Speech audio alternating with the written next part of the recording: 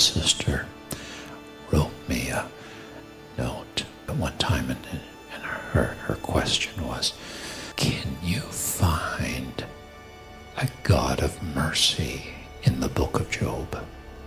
And I wrote her back and I said, yes, I think I can. God could have left Job alone.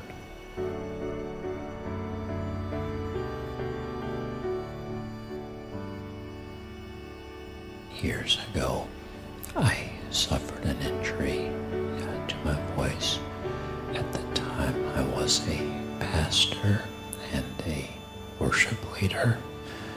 And since that time, my strength is very small.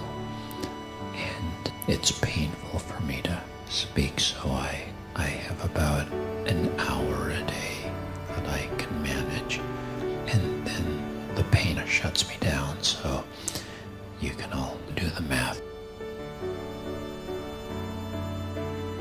When this happened to me, it threw me into crisis in pretty much every department of my life. Threw me into professional crisis. What does a pastor do that can't talk? What does a worship leader do that can't sing? I found myself in a theological crisis. God, how can I be loving you, serving you, giving you my life, giving you my best, walking in obedience, walking in faith and love, pouring my life out for the gospel, and take a hit like this? I didn't have a theology for that. I found myself in the darkest place of my life. Nobody had any answers, and all I had was this. For 5 years or so, my prayer life was basically 3 words. I love you. I don't understand you, but I love you. Over and over, just giving him my love in the darkest place of my life. I've discovered it's the most powerful thing you can do.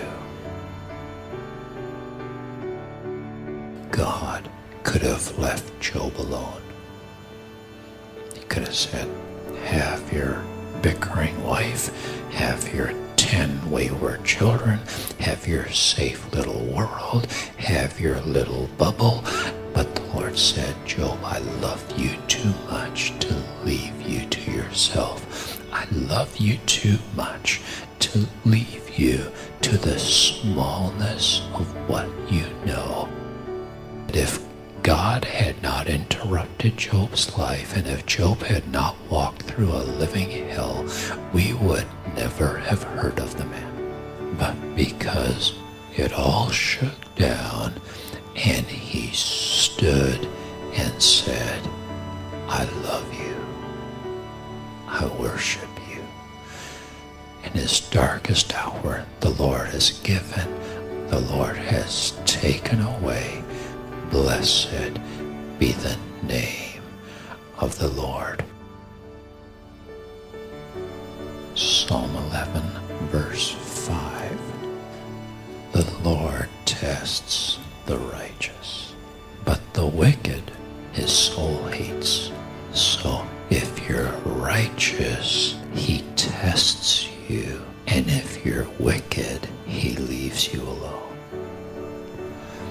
The last thing you want is for God to leave you alone. Lord, do not leave me alone. I have got to know you. I have got to see you. I have got to have you.